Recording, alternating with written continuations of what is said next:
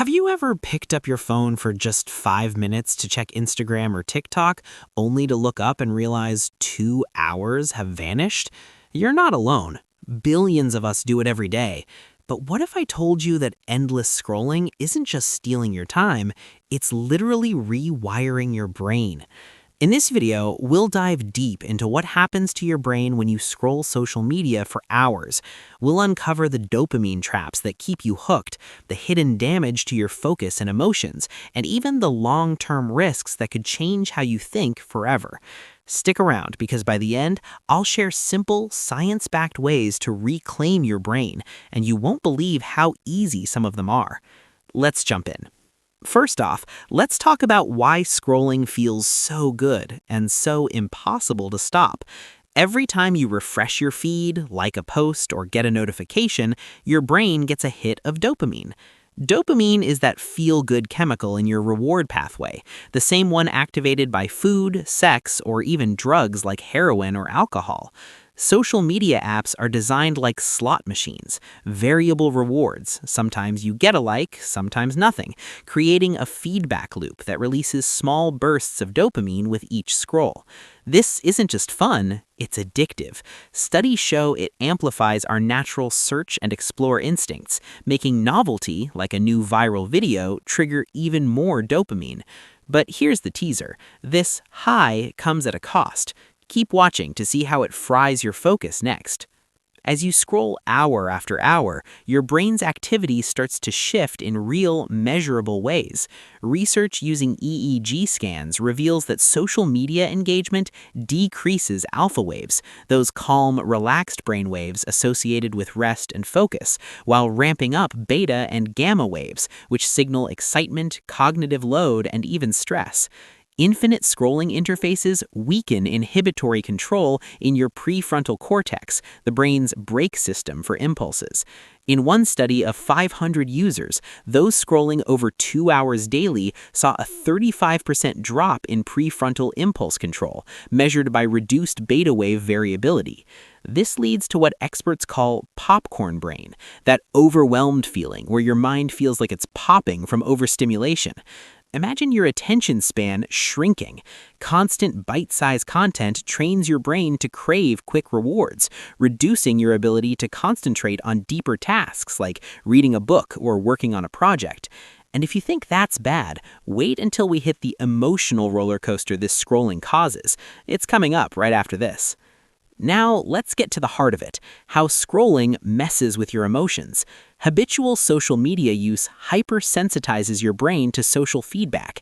In a 3-year study of adolescents, those who checked social media over 15 times a day showed increased activation in the amygdala, the brain's emotion center, making them more reactive to rewards and punishments like likes or criticism. This heightened sensitivity can lead to emotional desensitization over time, where you feel numb to real-life joys or stresses. Plus, endless comparisons, seeing everyone's perfect lives, fuels anxiety and depression. Systematic reviews link excessive use to higher risks of these issues, along with poor sleep from blue light and late-night scrolling. Ever heard of FOMO? That's fear of missing out, amplified by social media, keeping you glued and stressed. But the real shocker? This isn't just temporary. Long-term, it could reshape your brain development, especially in teens, leading to impaired executive functions like memory, planning, and decision-making. Hang tight, because next we'll explore the brain rot phenomenon and why it's not just slang, it's science. Enter brain rot, the term that's exploded in popularity, but it's backed by real research. It describes cognitive overload from shallow, repetitive online content, leading to diminished critical thinking, reduced attention spans, and emotional fatigue. Doom scrolling, seeking out negative content, worsens this, flooding your system with stress that erodes deep reflection and leaves you feeling isolated despite being connected. Studies show this can mimic addiction patterns, building tolerance where you need more scrolling to get the same dopamine hit. And for young brains, a landmark study found habitual checkers develop differently, with less cognitive control and more impulse-driven behavior. Scary stuff, right? But don't worry, I've got proven strategies coming up that can reverse this damage and supercharge your mental clarity. So, how do you fight back? Science has answers. First, set limits. A University of Pennsylvania study showed that capping social media at 30 minutes a day, 10 minutes per platform, significantly reduced loneliness and depression. Use app timers or grayscale mode to make scrolling less appealing. Next, practice mindful scrolling. Intentionally seek positive content to boost mood. As research shows, adults often use social media to regulate emotions when feeling low, but avoid doom scrolling, which tanks your vibe. Build habits like reading books or exercising to retrain your attention span. And get better sleep. Avoid screens an hour before bed to prevent blue light from disrupting your cycles. Finally, foster real connections. Dopamine from in-person chats is healthier and more sustainable. These steps aren't just tips, they're backed by studies showing real brain recovery. There you have it, the shocking truth about what hours of social media scrolling does to your brain, from dopamine addiction and popcorn overload to emotional hypersensitivity and potential long-term cognitive decline.